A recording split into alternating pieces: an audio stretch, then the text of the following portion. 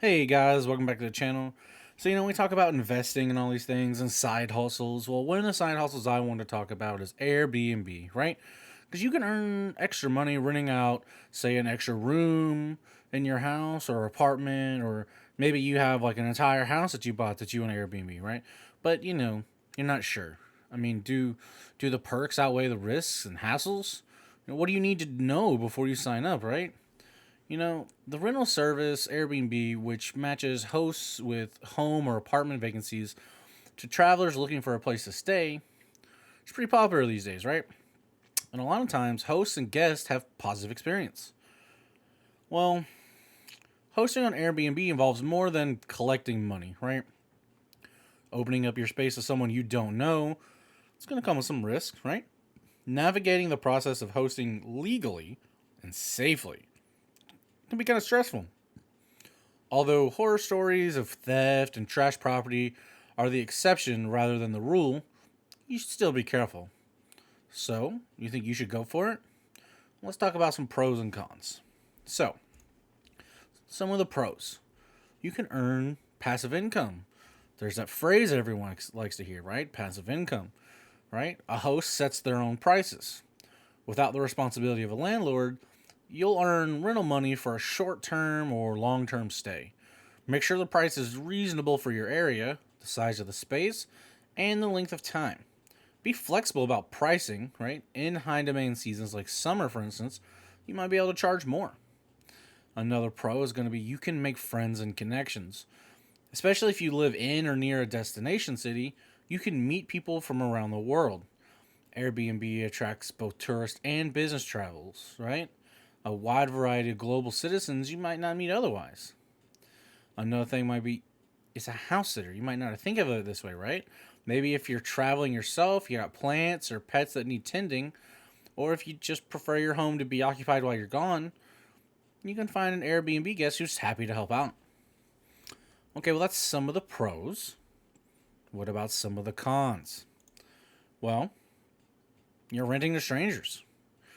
Airbnb has measures in place to vet the guests on the site and protect your safety. Still, even if you follow every guideline, you'll sacrifice some privacy in your living space. You'll have to trust your guests to be respectful of the neighbors and follow any rules that apply to residents. You're still responsible for maintenance issues. Even diligent dwellers bring wear and tear to living spaces. If you're renting, landlords will hold you, not the guest, responsible for any serious damage.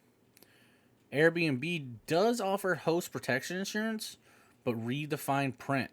There's a good chance it might not cover everything. You need to clean, because the guests, they might not. You'll be doing plenty of cleaning before the guest arrives to make the rental attractive. But guests have no obligation to do that, right? Though hosts can charge a security deposit in the case of property damage, they may still be stuck with a mess when the guests leave. Okay, well, what are some of these steps, right? Well, you need to do your legal due diligence, right?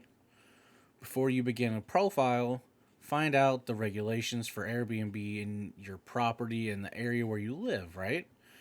Check your lease for restrictions on subletting, if you're renting. Even if Airbnb renters are allowed, it's good to give your landlord a heads up and possibly your neighbors as well. Know both state and local laws so you don't get stuck with any fines. Like that would be, you're trying to make money, not spend money, right? Because these local rules, I mean, they're going to vary widely. Like in New York City, right? You can't legally sublet an apartment for less than 30 days if you're not there. San Francisco allows 90 days.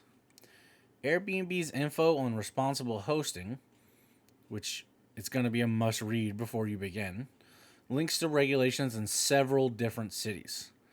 Find out if you're subject to rental income taxes as well. So you need to maximize your user profile and photos. The more information you give, the more likely you are to have a solid, trustworthy selection of guests to choose from. Make sure to disclose key info, room type, number of bedrooms, number of baths, are pets allowed? Do you have any pets if you're staying there? And anything else you'd want to know if you're a renter yourself, right? You could also mention like any amenities and stuff like that. And I'm sure like if it's during the summer, mentioning that you have a pool and having photos of a pool would probably be a big upsell. Photos should be clear and highlight your space's best assets. A lot of people might recommend, the free Airbnb photography service, and you should, you know, putting pertinent info into the photo captions, right? So another thing is going to be a good host. Clean sheets and towels are essential. Some hosts provide breakfast, leave wine or coffee, or otherwise make their guests feel at home. Be friendly. Err on the side of over explaining. A written document left for the guest can describe area neighborhood perks, as well as delineate in writing any guidelines you want them to follow. Another thing is you want to make sure to protect yourself. Listen to your gut. Decide your own comfort level. If I don't think I'd be comfortable having a particular person stay at my place, then don't. Don't let them stay there. Don't book them. Right? Even if the guest has already arrived, you can issue them a refund. Don't feel forced to host anyone, right?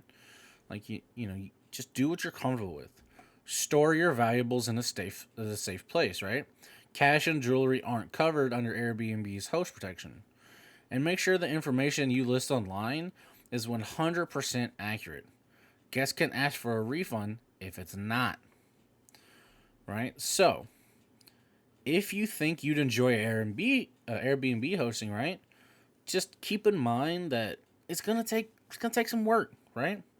But with some added income and maybe some new friends, the work might pay off. I know, like I said in a previous video, me and my friend, my partner, we're looking to get into the real estate business, and we want to do some Airbnb places, and we also want to do, just regular rental places.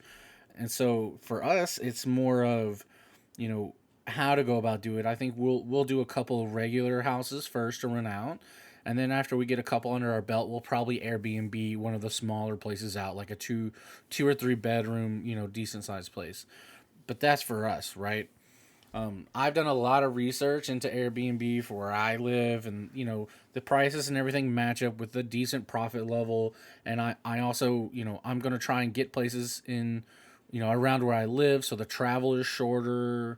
And it's just, you know, you can, instead of buying a place to rent out, like I said, you can sublet, which I know some people do, or if you have your own house and you have a mortgage on your house, just Airbnb, one of the rooms out to help cover your mortgage or something like that, right? There's a lot of different options, and I would say look into all of them, right? So I hope you guys got some good information out of this video, help you make a decision whether you want to do Airbnb or not. If you haven't already, go ahead and subscribe to the channel. Give this video a like if you liked it. Until I see you guys in the next video, y'all be safe.